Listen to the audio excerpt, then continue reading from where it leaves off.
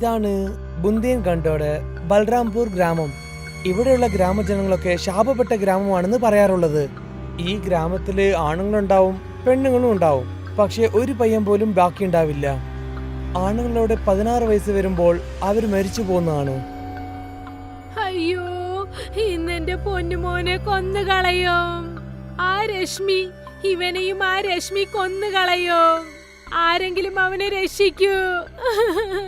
എന്റെ മോനെ ആരെങ്കിലും രക്ഷിക്കൂ. എന്റെ ദൈവമേ, ദയ കാണിക്കണേ, ഞങ്ങളോട് ദയ കാണിക്കണേ.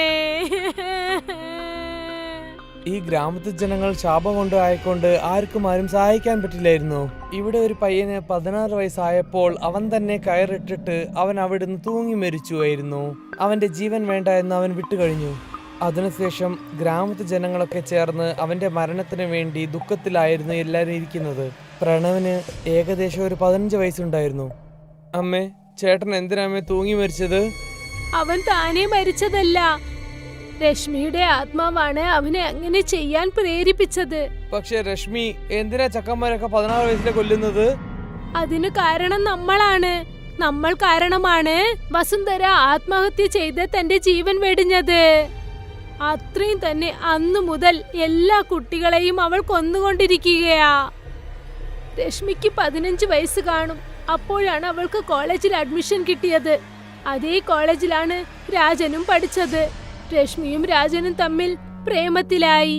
ദിവസങ്ങൾ തോറും അവരുടെ പ്രണയം വളർന്നുകൊണ്ടേയിരുന്നു. രാജൻ, നീ എന്നെ ഒരിക്കലും കൈവിടില്ലല്ലോ? തീർച്ചയായിട്ടും വിടില്ല. ഞാൻ മരിച്ചതിന് ശേഷം പോലും വിടില്ല. ഒരുപക്ഷെ നമ്മുടെ വീട്ടിലുള്ളവർ നമ്മുടെ കല്യാണത്തിന് സമ്മതിച്ചില്ലെങ്കിൽ? അവർക്ക് ഇഷ്ടമില്ലെങ്കിലും നമുക്ക് രണ്ടുപേരും കല്യാണം കഴിക്കാലോ.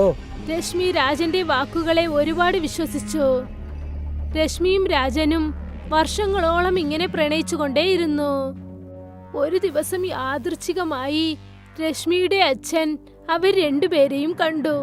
രശ്മി, ഇവിടെ എന്താ നടക്കുന്നത്? അത് പിന്നെ അച്ഛാ, രശ്മിയുടെ അച്ഛൻ അവളെ പിടിച്ചും വലിച്ചുകൊണ്ട് അവര് വീട്ടിലേക്ക് പോയിക്കൊണ്ടിരിക്കുന്നു. നീ എന്റെ കുടുംബ ഗൗരവം മാനം കലയ്ക്കാൻ വേണ്ടി നിൽക്കുകയായിരുന്നു. നീ പ്രേമിക്കാൻ വേണ്ടി നിനക്ക് ആ പയ്യനാണോ കിട്ടിയത്? അച്ഛാ, അദ്ദേഹം വളരെ നല്ലവനാണ്. ഞങ്ങൾ തമ്മിൽ പ്രണയത്തിലാണ് അച്ഛാ. പിന്നെ ഞാൻ അദ്ദേഹം ഇല്ലാതെ ജീവിക്കില്ല അച്ഛാ. നിന്റെ അച്ഛന്റെ മുമ്പാണ് നീ ഇതുപോലെ സംസാരിക്കുന്നത്. നിനക്ക് നാണമില്ലേ? എന്താ നിന്റെ മാനവും മര്യാദയൊക്കെ നീ വിറ്റ് കഴിഞ്ഞടി? ഇതിനൊക്കെയുള്ള എല്ലാം കാരണം നീയാണടി അവൾക്ക് വഷളാക്കി വെച്ചത്. അതുകൊണ്ടല്ലടി അവൾ ഇന്ന് നമ്മളെ ഇവിടെ നിന്ന് പറ്റിച്ചത്. അമ്മയുടെ വളർപ്പ് ശരിയില്ലെങ്കിൽ ഇതൊക്കെ എങ്ങനെയാണ് സംഭവിക്കുക? ഇതെല്ലാം നമ്മുടെ തലയെഴുത്താണ്. ഇനി ഈ ഗ്രാമത്തിലെ ജനങ്ങളുടെ മുൻപിൽ നമ്മൾ എങ്ങനെ നടന്നു പോകും? അയ്യോ ദൈവമേ. അന്ന് തന്നെ വസുന്ധരയുടെ അച്ഛൻ നടന്ന കാര്യമൊക്കെ തന്റെ അനുജനോട് പറഞ്ഞു. ഞാൻ അപ്പേ പറഞ്ഞില്ല ചേട്ടാ, പെണ്ണുങ്ങൾക്കൊക്കെ അത്ര സ്വാതന്ത്ര്യം കൊടുക്കാൻ പാടില്ല. പെണ്ണിനെ ഇങ്ങനെ സ്വാതന്ത്ര്യം വിട്ടാലേ ഇതുപോലെയാണ് നടക്കുന്നത്. നമ്മുടെ കുടുംബം മാനം തന്നെ അവള് കളഞ്ഞല്ലേട്ടാ. ആ പയ്യൻ വേറെ കുടുംബത്തിലുള്ള പയ്യനല്ലേ. അവനെ അല്ലേ നമ്മൾ കുടുംബത്തിൽ ചേർത്ത നമുക്കല്ലേ നാണക്കേട്. പിന്നെ ആ കുടുംബക്കാരൊക്കെ നമ്മളെ കണ്ടല്ലേ തുപ്പുക. എനിക്ക് എന്റെ പെണ്ണിന്റെ മേലെ കുറെ വിശ്വാസം ഉണ്ടായിരുന്നു. പക്ഷെ അവൾ എന്റെ വിശ്വാസമൊക്കെ തകർത്ത് കളഞ്ഞു. ചേട്ടാ, നമുക്ക് ഒരു വഴിയേ ഉള്ളൂ. നമ്മൾ മിണ്ടാതെ പയ്യനങ്ങ് തട്ടിയേക്കാം. രശ്മിയുടെ അച്ഛനും പിന്നെ അവന്റെ ചിറ്റപ്പനും ചേർന്ന് ആ പയ്യനെ വല്ലാതെ കുത്തി കൊന്നു കളഞ്ഞു. നാട്ടുകാരെല്ലാം ചേർന്ന് അവൻ അവിടെ തന്നെ മരിച്ചുപോയി. രശ്മി, ഈ കാര്യം രശ്മിക്ക് അറിഞ്ഞ ഉടൻ തന്നെ അവളുടെ മുറിയിൽ റൂമും പൂട്ടിയിട്ട് അവളെ തന്നെ മാത്രം ഇരിക്കുകയായിരുന്നു. നിങ്ങൾ ചെയ്തത് ഒട്ടും ശരിയല്ല അച്ഛാ. പിന്നെ ഈ ഗ്രാമത്തിലെ ജനങ്ങളും നിങ്ങളെ സഹായിച്ചു അല്ലേ? ആരും തന്നെ എന്റെ രാജനെ രക്ഷിച്ചില്ല. അതുകൊണ്ട് ഈ മൊത്ത ഗ്രാമവും കുറ്റവാളികളാണ്. രാജന്റെ 16ാമത്തെ പിറന്നാളിന് നിങ്ങൾ അവന്റെ ജീവൻ എടുത്തു അല്ലേ? അതുകൊണ്ട് ഞാനൊരു ശാപം നൽകാൻ പോവുകയാണ്. അതായത് ഇതിനുശേഷം ഈ ഗ്രാമത്തിൽ യാതൊരു പയ്യനും 16 വയസ്സ് ഒരിക്കലും തികയാൻ ഞാൻ സമ്മതിക്കില്ല. ഞാൻ അവനെ കൊന്നുകളയും. കൊന്നുകളയും. ഇത് പറഞ്ഞിട്ട് രശ്മി ആത്മഹത്യ ചെയ്തു. രശ്മിയുടെ ശവം കണ്ടപ്പോൾ അവളുടെ അച്ഛന് താൻ ചെയ്ത തെറ്റിന്റെ അവസ്ഥ മനസ്സിലായി.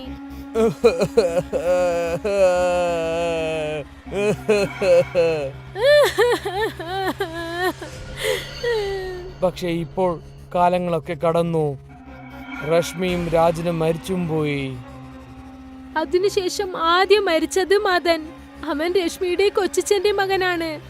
അവൻ തന്റെ 16ാമത്തെ പിറന്നാളിന് സ്വയം ആത്മഹത്യ ചെയ്തു മരിച്ചു. അന്നു മുതൽ തുടങ്ങിയതാണ് ഇങ്ങനെയുള്ള പ്രവൃത്തി. ഇത് ഇന്നു വരെ തുടർന്നുകൊണ്ടേയിരിക്കുന്നു. ഒരുപാട് കുട്ടികളുടെ ജീവൻ എടുത്തു കഴിഞ്ഞു രശ്മി. ഞങ്ങൾ ഒരുപാട് വട്ടം മന്ത്രവാദികളേക്ക് കൊണ്ടുവന്ന് പൂജ ചെയ്ത് എങ്ങനെയെങ്കിലും അവളെ തുരത്താൻ ഒരുപാട് ശ്രമിച്ചു. പക്ഷെ എന്തു പറ്റി അമ്മേ? പക്ഷെ ആരെ കൊണ്ടും അത് സാധിച്ചില്ല. രശ്മി അവരെല്ലാരെയും തന്നെ കൊന്നുകളഞ്ഞു. പക്ഷെ അമ്മേ, തെറ്റ് ചെയ്തത് രശ്മിയുടെ അച്ഛനല്ലേ അമ്മേ? പിന്നെ അവൾ എന്തിനാ ഗ്രാമത്തിലുള്ള ജനങ്ങളുടെ മക്കൾക്ക് ഇങ്ങനെ ശിക്ഷ കൊടുക്കുന്നത്? അവളുടെ ദേഷ്യം എന്തെന്നാൽ ഈ ഗ്രാമത്തിലെ ജനങ്ങൾ ആരും തന്നെ രാജനെ കൊന്നപ്പോൾ അവളെ സഹായിച്ചില്ല. അതുകൊണ്ട് എല്ലാരും കുറ്റവാളികളാണ്. എല്ലാരെയും കൊന്നേ പറ്റൂ. പക്ഷെ എനിക്കറിയാം രശ്മി എന്റെ ജീവൻ എടുക്കില്ല എന്ന്. കാരണം ഞാൻ അവരുടെ മടിയിലിരുന്നാണ് ഭക്ഷണം കഴിച്ചത്. ഇനി ആ ദൈവം തന്നെ നിന്നെ രക്ഷിക്കണം മോനെ. രശ്മി എപ്പോഴും അവളുടെ മടിയിലിട്ട് നിനക്ക് ആഹാരമൊക്കെ തന്നിട്ടുണ്ടാകാം. പക്ഷെ അവളുടെ പ്രതികാര ബുദ്ധിയുടെ മുന്നിൽ നിന്റെ സ്നേഹം ജയിക്കുമെന്നാണോ പറയുന്നേ? ഇതിന്റെ ഉത്തരം കാലം തന്നെ പറയണം മോനെ. പ്രണവും കോളേജിൽ പോകാനും തുടങ്ങി. പിന്നെ അവനും പ്രിയ എന്ന ഒരു പെണ്ണിന്റെ കൂടെ പ്രേമവും തുടങ്ങി. രശ്മിനെ പോലെ തന്നെ പ്രണവും അവന്റെ പെണ്ണിനെ ആർക്കും അറിയാതെയാണ് അവൻ പോയി കാണുന്നത്. പ്രണവ് വളരെ സന്തോഷത്തിലായിരുന്നു. പിന്നെ ഇങ്ങനെ അത് അങ്ങനെ ഒരു കൊല്ലവുമായി. ഒരു ദിവസം പ്രണവും അവന്റെ പെണ്ണും ഒരു സ്ഥലത്തെത്തി. എനിക്ക് ഒരുപാട് പേടി തോന്നുന്നു. പേടിയോ? അത് എന്തിന്? 2 ദിവസത്തിനകം നിനക്ക് 16 വയസ്സാകും. പിന്നെ ഈ ഗ്രാമത്തിനൊരു ശാപമുണ്ട്. യാതൊരു പയ്യനും 16 വയസ്സിന് മുകളിൽ ജീവിച്ചിരിക്കില്ല. ഒരുപക്ഷെ നിനക്ക് എന്തെങ്കിലും സംഭവിച്ചാൽ? നീ ഒന്നും പേടിക്കണ്ട. രശ്മി എനിക്ക് ചേട്ടത്തി പോലെയാണ്.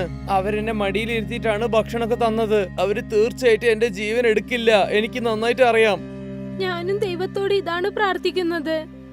പ്രണവ് പ്രിയനെ സമാധാനപ്പെടുത്താൻ തുടങ്ങി. പക്ഷേ അവൻ പറയുന്ന കാര്യങ്ങൾ അവന് തന്നെ വിശ്വാസമില്ലായിരുന്നു. പിന്നെ നാட்களுം കടന്നു. ഇന്നാണ് പ്രണവിന് 16ാം വർഷം പൂർത്തിയാവുന്നത്. മൊത്ത കുടുംബവും വല്ലാതെ ദുഃഖത്തിലായിരുന്നു. അമ്മേ, ഞാൻ ജനിക്കുമ്പോൾ എന്തായിരുന്നു സമയം? സന്ധ്യക്ക് 7 മണിയായി മോനെ. ശരി അമ്മേ. എന്താ മോനെ അങ്ങനെ ചോദിച്ചത്? ചുമ്മാ വെറുതെ ചോദിച്ചതാണ്.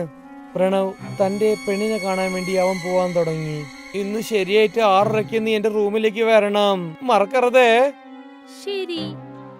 പിന്നെ പ്രിയ ഷാർപ്പായിട്ട് 6:30 പ്രണവിന്റെ റൂമിലേക്ക് എത്തി. ഇപ്പോൾ എന്താ? രശ്മി ചേച്ചിന്റെ ആത്മാ വരാൻ വേണ്ടി നമ്മൾ കാത്തിരിക്കണം.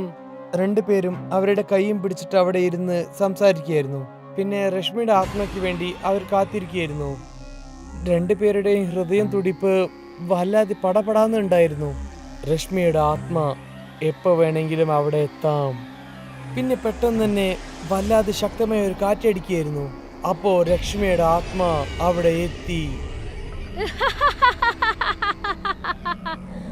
ചേട്ടത്തി, നിങ്ങൾ എന്റെ ജീവൻ എടുക്കുവോ? അതെ, തീർച്ചയായും. പക്ഷെ ഞാൻ നിങ്ങളുടെ ചെറിയ മോനല്ലേ. നിങ്ങളുടെ മടിയിലിരുത്തിയല്ലേ എനിക്ക് ഭക്ഷണം തന്നത്. അതൊന്നും എനിക്കറിയില്ല.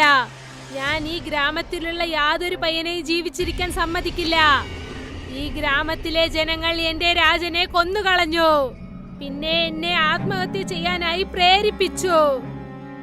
നിങ്ങൾ അച്ഛൻ ചെയ്ത തെറ്റതുകൊണ്ട് നിങ്ങൾ ഈ ഗ്രാമത്തിലെ ജനങ്ങളൊക്കെ എന്തിനെങ്ങനെ ശാപം ഇടുന്നത്? കാരണം എല്ലാരും എന്നോട് ചെയ്തത് അന്യായമാണ്. എന്നെയും എന്റെ രാജനെയും പിരിച്ചു കളഞ്ഞു. അപ്പോൾ നിങ്ങളും അത് തന്നെയാണോ എനിക്കും ചെയ്യാൻ പോകുന്നത്? നീ എന്താ പറയുന്നേ? ഞാനും പ്രിയയും ജീവനോട് സ്നേഹിക്കുകയാണ്.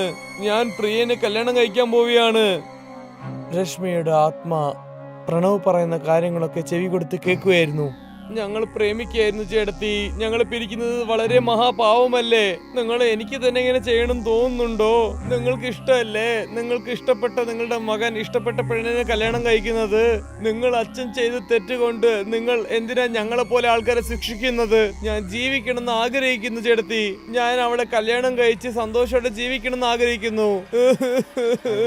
ഞാൻ നിന്നെ കൊല്ലില്ല. നിന്റെ പ്രേമം തീർച്ചയായും ജയിക്കും. എന്റെ പ്രേമം ജയിക്കാതെ പോയതിന് എന്തു ചെയ്യാൻ പറ്റും? നിന്റെ കല്യാണം തീർച്ചയായും നടക്കും, അതും പ്രിയയോടൊപ്പം. പിന്നെ നീ പറയുന്നത് ശരിയാണ്. എന്റെ അച്ഛൻ ചെയ്ത തെറ്റിനുള്ള ശിക്ഷ ഞാൻ ഗ്രാമത്തിലെ ജനങ്ങൾക്ക് നൽകാൻ പാടില്ലായിരുന്നു. ഞാൻ വാക്കു തരുന്നു, ഇനി ഈ ഗ്രാമത്തിലുള്ള ജനങ്ങൾക്ക് യാതൊരു പ്രശ്നവും ഉണ്ടാകില്ല. ഞാൻ നിങ്ങളുടെ കല്യാണം നടത്തിവെക്കാം. കുറച്ച് വർഷങ്ങൾക്ക് ശേഷം പ്രണവനും പ്രിയയ്ക്കും കല്യാണവുമായി. രശ്മിയുടെ ആത്മാവും ഈ കല്യാണത്തിൽ പങ്കെടുത്തു. പിന്നെ അന്ന് രാത്രി തന്നെ ലക്ഷ്മിയുടെ ആത്മയ്ക്ക് മുക്തിയും കിട്ടി. അതിനുശേഷം ഈ ഗ്രാമത്തില് ഒരു ചെക്കന്മാരും അവിടെ മരിച്ചിട്ടില്ല. ആ ശാപമുള്ള ഗ്രാമം പിന്നെയും സന്തോഷമായ ഗ്രാമമായിട്ട് മാറിക്കഴിഞ്ഞു.